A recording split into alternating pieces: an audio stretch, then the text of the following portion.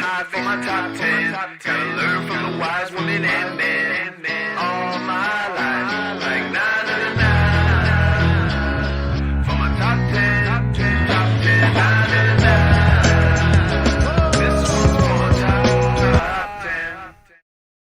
Hey, it's Nina Carmichael. We made these videos probably because you are the most ambitious person in your circle. You know you're capable of more and you get that push by surrounding yourself with the best. So today let's learn from one of the best, my husband Evan Carmichael, and my take on his top 10 rules for success. Enjoy. Okay, rule number 1, take responsibility. The single greatest thing that you can do to improve the quality of your life is to take responsibility for it. No more blaming your parents, or the country, or the government, or your family, or your community, or your education. No more blaming other people. It's you. It's you. It may not be your fault where you are right now, but it is your responsibility alone to fix it. You didn't pick where you started, but you can choose where you end up. It's up to you. So I remember growing up, my parents were very hardcore in education. You see my parents behind me here. I'm 8 or 9 here. These are my parents.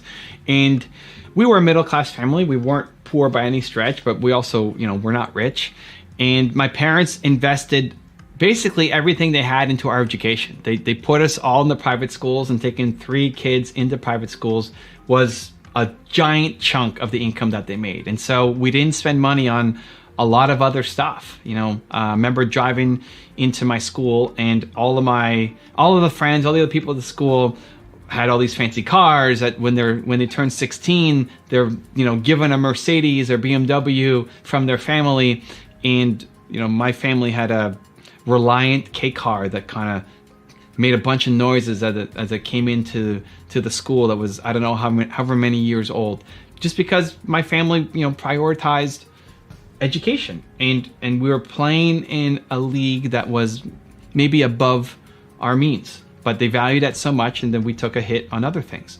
And I remember I used to get made fun of for the car, and I never went on the vacations that they went on, and I didn't have the fancy watches and all that other stuff.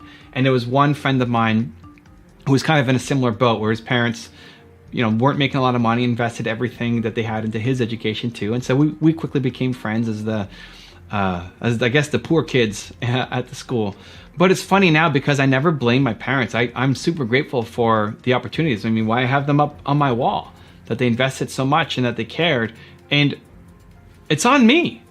Like, if my business doesn't work out, it's not their fault, right? Up until, you can potentially move out. I don't know what age you want to say, if it's 14, 15, 16, 18, but after a certain age, you're an adult and you have to take responsibility for your life. Rule number 2, build momentum. The only thing missing in your life is momentum. You're a genius. You've got great ideas. You are the Michael Jordan of something. The only thing that is stopping you is your ability to do difficult things and start building momentum. I think for so many people, it's not just doing the thing that scares you first thing in the morning, it's doing it at all. Most people just don't do it at all. You've got a great idea. You know it can work, but you're afraid of judgment. You don't know where to start. You're afraid of it being not perfect and people telling you that you suck and you failing publicly.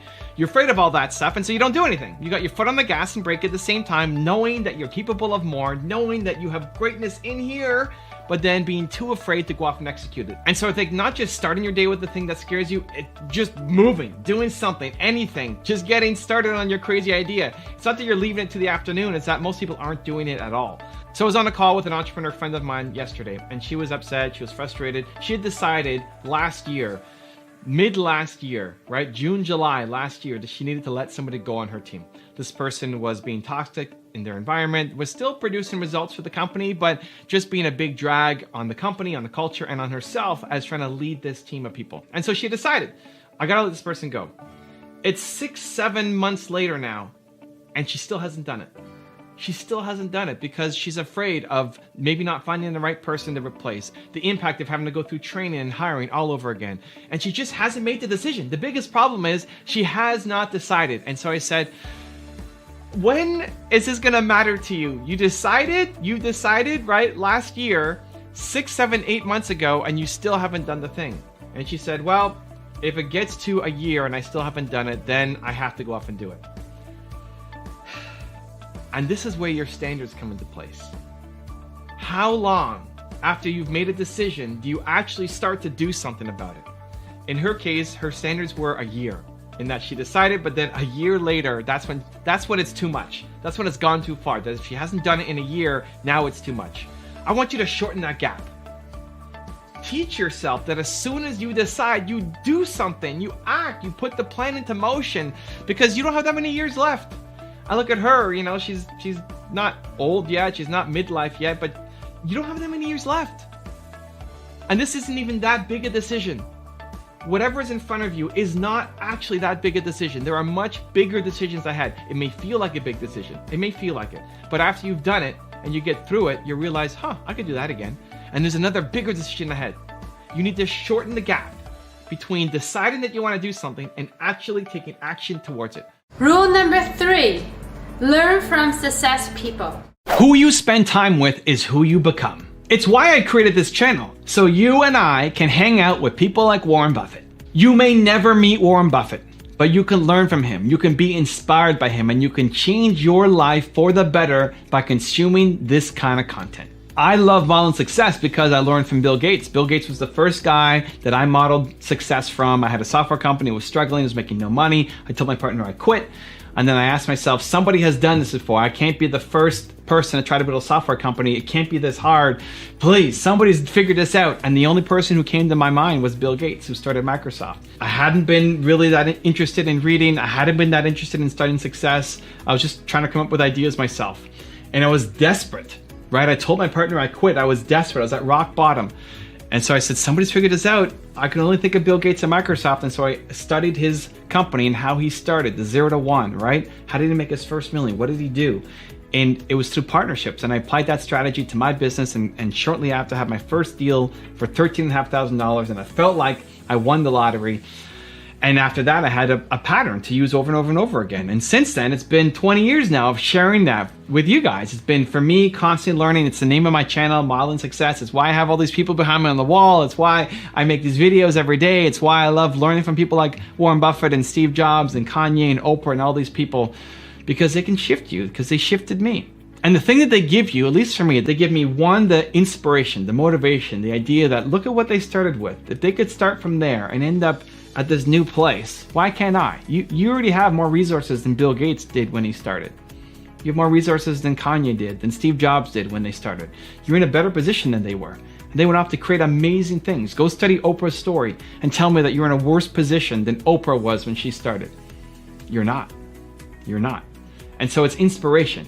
The other part is tactics, ideas, specific strategies, right? Bill Gates doing partnerships through distributorships, all of these things, learning from that and saying, hey, I can apply that to my business. Maybe not 100%, but it gets you 80% of the way. And instead of you figuring out the entire solution, you just have to figure out how to bridge that 20% gap at the end. It's much easier. It can lead to your success. Rule number 4, be willing to work hard. There is no longer any acceptable reason why you can't get the mentors that you're after and start winning.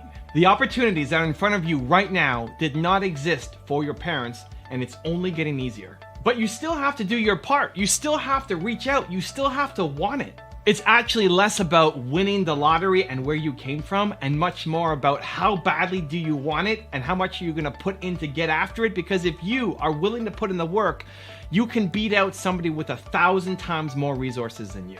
So every night I go on Twitch and I stream my League of Legends games, twitch.tv/BelieveTeam here.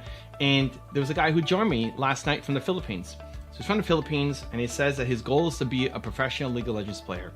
And the challenge is there's not a big League of Legends scene in the Philippines. There's no professional teams. There's only one player right now named Smithy, who's a jungler. Where did he go? He was jungler for Team Liquid.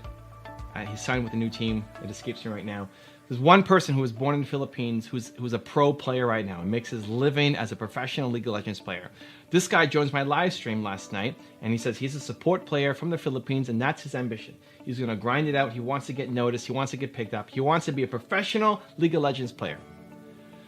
The crazy thing is, that's actually possible. It's actually possible for him to do it. It's actually possible for him to get training, for him to get mentorship, for him to reach out, for him to get in contact with people. Here he is. He's in the Philippines. I'm in Canada, and we're talking, and we're connecting on my live stream. It's actually possible. It wasn't possible even 10 years ago. Definitely not for his parents. You look at what his parents are doing, where they came from. You could have some dream, but at that time, the dream was probably just to come to North America, or just to have this one little thing that existed in the world currently, right? This limited mindset, because there were limited opportunities. But right now, the opportunities are insane. You have a thing called the internet. People didn't have it before. The opportunities are insane. You are competing against the world, which is bad for a lot of North Americans, but it's amazing for everybody who's outside, or amazing for anybody who's willing to work hard. It's not even bad for North Americans. It's bad for anybody who's lazy, who's slow, who's maybe had things handed to them. There's a lot of people in North America who had nothing handed to them, but they're willing to work hard. If you are willing to work hard, if you are willing to show yourself, it's never been easier to win. Justin Bieber got discovered on YouTube. You don't need to have a manager anymore. You don't have to go through the system. You don't want to, I got a publisher for my deal, but you don't want to have a publisher? Publishers reject you? Great, go off and self-publish. David Goggins did. Lots of people created #1 bestsellers just from self-publishing. You can bet on yourself if you're willing to work hard, if you're willing to put in the effort. It's never been easier to win. And so I look at this guy from the Philippines. It might be easier for me, right? Me sitting here in Canada, if my goal was to be a professional League of Legends player, sure, it might be easier for me. Sure, I might have more resources. Sure, I could afford coaching and go to tournaments and meet people. But it's also never been easier for him, because in the past, it would have been only available to me. Now, it's available to anybody. And if he has the heart and the hustle and the drive and the intention and the will to go off and do it every day, he can crush someone like me, even if I have 1,000 times more resources than him. And you can too. If you want to have more confidence and motivation, check out our 254 series. The link is in the description below. If you're doing work that you love, you're more likely to follow through. You're more likely to do it because it doesn't feel like work, because you love doing it. Don't worry what the first step is. People write in and say, what's my first? It doesn't matter. Something. Do something, and then do something again tomorrow, and do something again the next day, and every day you get a little bit better. They're great because they can help you, one, navigate the waters of dealing with publishers and creating a proposal that's really going to win, because you might only get one shot with a publisher, especially as a new author. And if your proposal sucks, they likely won't want to look at it again unless you've done something dramatic on your audience size to really build up notoriety around yourself. Rule number 5, change your standards. You are where you are in life and business because of your standards. It's just not important enough for you yet to hit that next level. For you, for me, for all of us, we've settled. We've settled for what currently is and haven't demanded from ourselves that we reach that next level. Change your standards, change your life. So I was recently talking to Alex on my team, and he helps me run Toronto Dance Salsa, the largest dance school for salsa in North America probably. And he recently went through this weight loss challenge, and he lost, I don't know, I want to say 30 pounds. And now he's sticking to this really thin line of between 150 and 155 pounds. That's his goal. That's his standard. When he's getting close to 155, he slows down on the eating. And when he's around 150, he has a little bit more. And he's constantly staying in this band because he set a new standard for himself. Even though he might have been 180 or 185 before, now anywhere close to 155 is going to be too much. Like, that's it. That's my new standard. That's the lowest I'm going to go, which is crazy high compared to what he was before. He's now trying to bring that same standard to his business.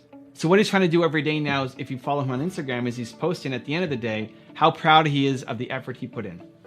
How proud is he of the effort that he put in out of 10? And sometimes you see it's 5.5, sometimes you see it's a 7, and every now and then it's an 8 or even a 9. How proud he is of the effort that he put in. This is now the area where he needs to raise his standards. And I was talking to him yesterday, and a big breakthrough that happened was, said, Alex, you lost 30 pounds, man, or more from your weight loss journey. Now the idea of being over 155 is crazy when you used to be 180, right? Or 185, it's crazy. You need to take that same approach to your business, to your effort, that you're proud of yourself every day for what you're doing. Anything under 8 should be considered a cheat day. Anything under 8 is like you had a cheat day on your diet. every now and then on his weight loss journey, he had a cheat day. He had a moment of weakness. He went for a giant pizza and a cake because he was starving and he couldn't control himself. But it was these one-off moments, right? It was like once every 3 weeks or something, and he continued down. That now needs to be your daily effort. If it's under 8, that's like you're eating cake and pizza. 8 needs to be the new waterline. That if you're getting close to it, it's like, holy cow, I need to work harder. I need to accomplish. I need to go off and do. Just like 155 now is that benchmark for himself. And putting into those terms made sense for him because he had higher standards now for himself in what he ate, in how he took care of his body, than he did for what he was doing into his business. And so it's the same thing for you. You want to grow, you want to get better, you want to improve, you have to raise your standards. You have to now not settle for where you're at, because where you're at's good. This is the problem. Good is the enemy of great, right? Where you're at's good, it's good. It's not amazing, but it doesn't suck, because if it sucked, if you hated it every day, you would have to find a way out. But because it's good, you don't do it. You don't change. It's not important enough for you to want to get to that next step. Rule number 6, treat your money as a tool. Most people grow up with an unhealthy view of money. Some people think that money is everything, that the next person you see, the next customer you talk to, that's your next suit, that's your next car. And other people think that money is the root of all, right? Or the love of money is the root of all evil, right? To make money, you're evil, you're slimy, you're gross, you're ripping people off. Most people grow up in one of those two camps. That's the lesson that's been taught you by your parents. The truth is money is just a tool. Money is an amazing tool that lets you accomplish amazing things. And if you are an entrepreneur and want to have success, making money has to be in your top 5 list of priorities. If it is not in your top 5, then you're not making money. But it can't be number 1. Money can't be your number 1 priority. There has to be something that is more important than it, and that's your purpose. I don't really usually talk a lot about money on my videos. Maybe I should. Maybe I should talk more about it. I think it's important. I think there's just so much out there that seems to be money, money, money, money that I'm trying to go against it to say, like, purpose is number 1. You're built to serve. If you're just chasing money, you're never going to win. I think I see too many entrepreneurs just chasing money. And so a lot of the content that I make is more purpose driven, but there's still, I think, a lot of people who are purpose driven, who've started a business for the right reasons, and they don't know how to make money. And so maybe I need to switch up some of the content that I make as well to help change the perspective around money. My personal view is I hate spending money until I'm making money. I love making money. It's not number 1, right? Serving, believing entrepreneurs is number 1. But again, it's in the top 5 because if I didn't make money, I wouldn't have a team. I wouldn't have people to help me make this video. It'd be me by myself trying to put together one piece of content, a week or maybe a day, just, filming by myself. But instead I have this team of people who I'm super appreciative of, and I can afford that because I'm making money doing the business that I'm doing. Rule number 7, do scary things. Doing what you are afraid of is your path to success. Every time you take on something new that scares you, that pushes your comfort zone, that requires you to stretch, on the other side of that scary thing is the new you who is now capable of more. Most people, they shrink from scary things because they're scary. But if you want to win, if you want to hit your ambitious goals, then you have to teach yourself that you do scary things. So I recently came back from 2 pretty significant speaking gigs in my career as I'm building up and speaking on bigger stages. The first was when I was speaking at Brendan Burchard's event, and it's his Growth.com event. And Brendan, one of the greatest speakers in the world, invited me to come and talk to his group of a couple thousand people. And then I went to Ed Milet's event just recently in Whistler. And this is a smaller group, 100 so people, but they pay $60,000 a year to be a part of his program. And so they're coming to learn from the best. He sandwiched me between David Goggins and Peyton Manning. So it's David Goggins, and then me, and then Peyton Manning. That was the lineup. And so when I was backstage at the Brendan event, I remember moments before going on stage, I was the most scared that I'd been in a long time. The most nervous, the most anxious. I was afraid of disappointing people. My biggest fear is letting people down. My biggest fear is that I'm going to let Brendan down and Dean Graziosi, who they both brought me there. And I was just going to suck on stage. That was my biggest fear. And so I had a mini panic attack backstage. 5 minutes before going up, I have this mini panic attack, and I'm forgetting what I'm going to say. I imagine myself going on stage and just blanking out. And I tell myself, I'm Evan Carmichael. I do difficult things. I love difficult things. If I don't do difficult things, I'm never going to accomplish great things. So I have to do difficult things. I love it. I thrive on difficult things. And then I remembered what I was going to say. And then I went out and I did my thing. And now when I went to Ed's event, I wasn't as nervous. I wasn't as afraid. I was still scared. I was still afraid of letting down Ed Milet, letting down Andy Frisella, who they both brought me there, being between David Goggins and Peyton Manning and just being outshone. Everybody knows them. They may not know me. All of it, all of the fears and doubts, but less than what I had at Brendan's event. Not because it wasn't as big a deal, but because I had just done it. Because speaking on stage to a couple thousand people at Brendan's event and having that panic attack and getting through it changed who I was. Made me stronger, made me more capable of doing the next thing, and the next thing was Ed's thing. And so if I hadn't gone to Brendan's, I would be terrified going to Ed's thing. So every time you take on these difficult challenges, you might have the panic attack, you might have the anxiety inside you, you might have that little voice to say you can't do it, what if you fail, what if you disappoint people, what if you lose respect, what if it doesn't work out? But you know what's worse? You know what's worse than going up and failing? Not trying. Not doing it. Finding some reason, finding some excuse to say you're sick, you're busy, you can't make it. But in the back of your head, you know you were just afraid. And the last thing you want to do is teach yourself that when you are afraid, that when you have an opportunity in front of you and you're afraid to do it, that you say no. You don't want to teach yourself that. You teach yourself the opposite. That when you're afraid, that when there's something in front of you that you want to do, but you're scared, you're anxious, you're worried about letting people down, that you jump in and you say, I'm all in because I do scary things. Rule number 8, find your own balance. Most people suck at creating work-life balance or harmony because you're constantly comparing what you're doing to other people's schedules. Of all the things that you need to figure out in life, what balance means to you is among the most important.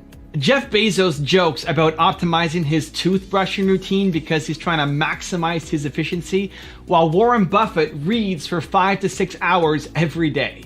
You can't do both. And you need to stop comparing yourself to someone who you're not. It's crazy how much balance and scheduling comes up. I think most people are lost. I think again, the biggest problem is you're just comparing yourself to other people and then you don't know where to stand. You don't know what rock to stand on, and so you feel like you're pulled in 1,000 different directions.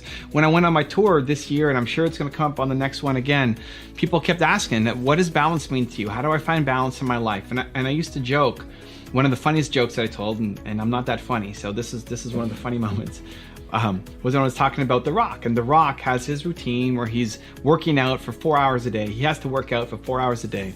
And so when he's doing his movies, he wakes up 5 hours before he has to be on set, and he'll work out for his 4 hours, and he'll do 2 times cardio and 2 times weights, and then go to his trailer, shower, and then head out to the movies. And he's only sleeping 4 to 5 hours a night when he's on set.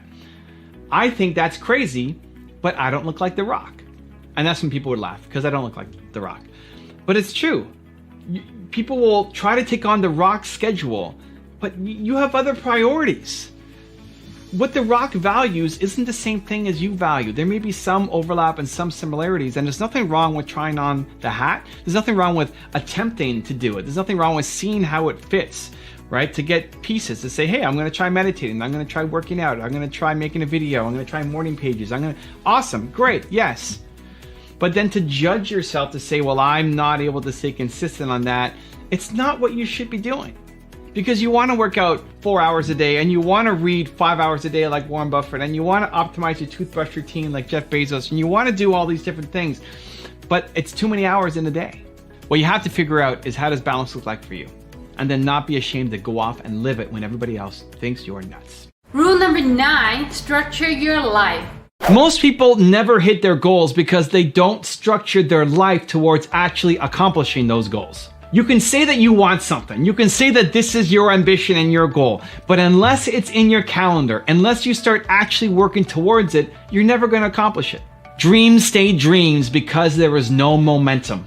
Let's talk about how to get it. One of the common questions I get asked when I'm doing my live stream, when I'm doing my interviews, when I'm doing my tour, my stops, people almost always will ask me, how many hours sleep do you get? When do you go to bed? When do you get up? How much do you sleep every night? Right now, I'm sleeping 9 hours a day. I sleep 9 hours. I did a sleep study.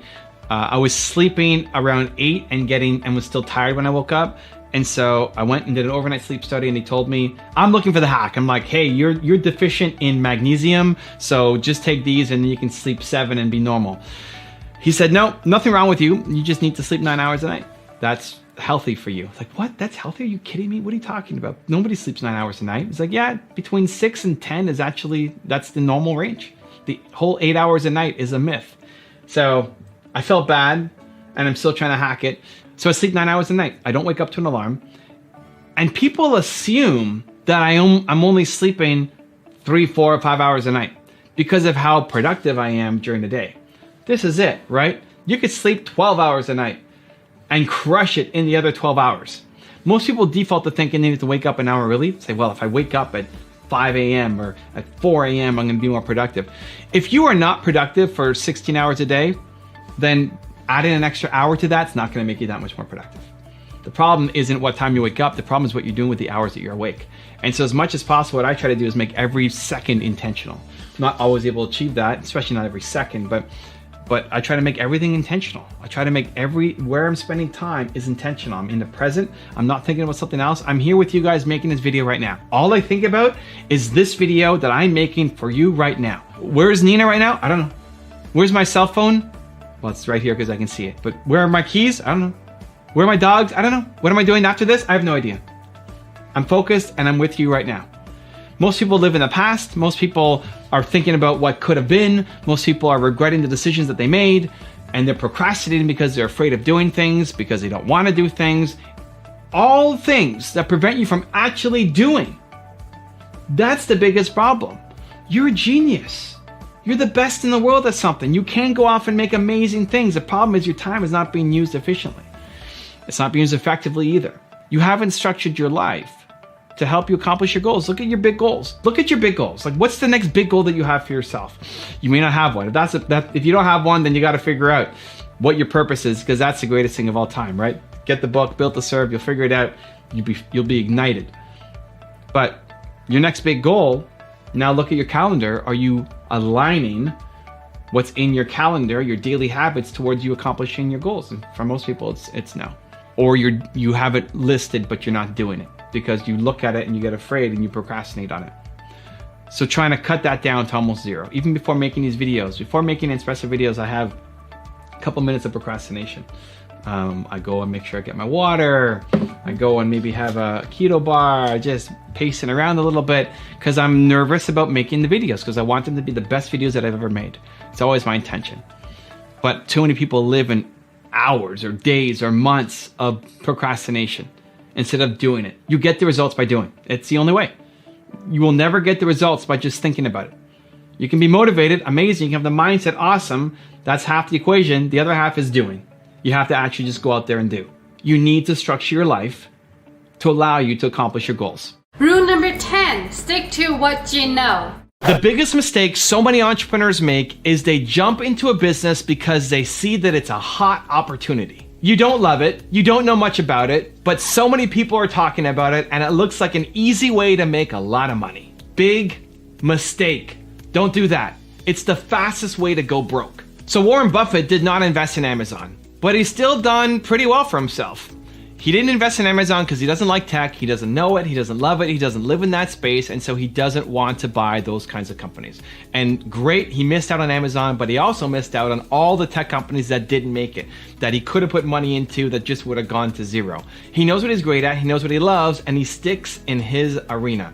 I look at what I'm doing. There's so many opportunities that come my way that I know nothing about, I have no interest in, and don't want to have interest in, that I'm losing money on, right? I don't like real estate.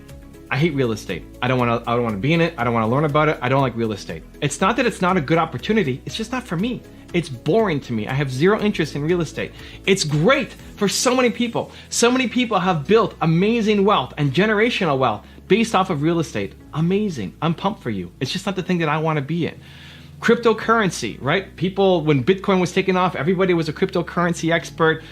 I know nothing about cryptocurrency. I've bought zero cryptocurrency in my life. I've been given zero cryptocurrency in my life.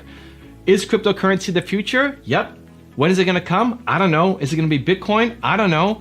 I don't know anything about cryptocurrency. I get the mechanics and the general theory, and I know that it's coming, but it's not the opportunity for me. CBD is a big thing now, right? Everybody's getting into CBD and CBD oils and CBD products, and great. And it's becoming legal here in Canada, or it already is legal in a bunch of our provinces, and it's going to be legalized across many states, if not the whole country. Awesome. It's not me. I'm not into CBD. I don't smoke any marijuana. I never have. I'm not interested in it.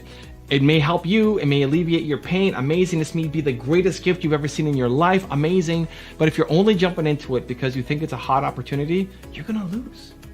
That being said, I'm also involved in so many things that are hot opportunities. I'm drowning in opportunities. I have too many opportunities that I know what to do with, let alone don't know what to do with. Looking at YouTube. YouTube right now is still a massive opportunity. There's so many people who look at what I've done, who look at what Gary've done and Grant Cardone and those guys have done, and say, I want to do it. YouTube is blowing up. It's popping. It's exploding. If you're a thought leader, if you want to have educational content, YouTube is still a huge opportunity. Most people who are the experts at what they do are not on YouTube. That means you can go on, even with a little bit less expertise, and go and crush it, because the people who are the best in the world at doing it, they're not doing it. It's a huge opportunity. It's a big white space still right now. Even though I've been on it for 10 years, YouTube has evolved a lot over the past decade, and there's still tons of white space open and available. I need to push that opportunity harder. I look at thought leadership as another one. Thought leadership, the stuff that I'm doing, the videos like this, the teaching that I've done, the workshops that I've done. People want to be a thought leader, not just an influencer, but a thought leader. And I'm at the center of that trend. I'm helping train a lot of thought leaders. People are coming to me asking me for help in becoming a thought leader, in making content, in being able to do good videos, in being able to get speaking gigs, book deals, all of it. People want it. It's happening. And I'm at the center of that trend too. League of Legends. I love League of Legends. I've been playing League of Legends for, this is 6 years. This is my 6th year playing League of Legends. I've played Teemo. Look, I got Teemo here. I got Teemo here. I got Tristana here. I've named my dogs Teemo and Tristana, right? I play 3 games a night on my Twitch stream. You can come to my Twitch stream, twitch.tv/BelieveTeam. Come join me. I play there 3 games a night. I'm trying to get the gold this season, which means I'm in the top 10% of players in North America. So it's my ambition for the year. I watch League of Legends every weekend. I have a TSM jersey. Let me get it. I have a TSM jersey. I'm a fan. I love League of Legends. I love esports. If you're getting into esports, just because it's a hot opportunity and you don't love it, you're gonna die, you're gonna lose. I look at Gary Vee as an example, and Gary's done an amazing job in hip hop. An amazing job in hip hop, and he's brought so many different artists on, from the top of Nipsey Hussle all the way down to people who are just breaking in and trying to get their start. He loves hip hop, he loves the lyrics, he loves the culture, and so he's really built a name for himself inside of hip hop. He got into Twitch a little bit. He had a Twitch studio set up in his office, and he started doing a little bit of gaming, but he's not a gamer. He hasn't done gaming in decades. And so it's not authentic for him, and so he's not gonna win there. I love esports. I love League of Legends. I love gaming. It's part of what I do. I can talk to you about the current roster for TSM and my thoughts on it. I can talk to you about the new patch that came out on League of Legends and how Teemo's doing. I like it. It's just, I genuinely like it. And so I have these opportunities in front of me already within YouTube, within thought leadership, within esports that I can take advantage of and blow up in. And I don't need to worry about real estate and cryptocurrency and CBD and all the other millions of opportunities out there. There's already tons of opportunities inside the things that you already know and love. The things that you know and love, there's lots of people who know and love that thing too. And they're looking for guidance. They're looking for help. They need answers. You could be the person who gives them the answers. Jumping on some train because you think it's a hot opportunity and a chance to make money is the fastest way that you will lose money, because you don't understand anything about that. If you don't love esports, don't go spend money on an esports team. You're gonna lose. You don't even know what you're doing. Inside the things that you love and know is a tremendous opportunity, and that's what you need to focus on. Now I've got a very special bonus clip on raise your environment that I think you're gonna enjoy. But before that, it's time for the question of the day. What is that one scary thing that you need to do today? Please leave in the comment below. And if you made it this far in the video and you promise to take action, after watching. We don't just watch video, we do something. I want to celebrate you. Give me a hashtag believe in the comment below. You are a product of your environment. The people you hang out with, the videos you watch, where you spend your time, you are a perfect reflection of your environment. If you want to change your standards, if you want to achieve bigger things, if that dream of yours that you have in your mind, you want to build momentum towards, it starts with raising your environment. So a longtime supporter of Believe Nation, the community, Passion Oceans, messaged me on Twitch while I was doing my live stream saying she wanted to quit smoking. Every day, during the week at least, I play League of Legends. I'm trying to get to gold. It's my ambition to hit gold this season. If you want to follow me, go to twitch.tv/BelieveTeam. It's right here. You can go join me. And so she joined one of my live streams and she said, I want to quit smoking. I'm tired of smoking. I cut sugar out of my life. I cut a whole bunch of medications out of my life, but I can't quit smoking. I've been smoking my whole adult life. I asked her how much does she smoke.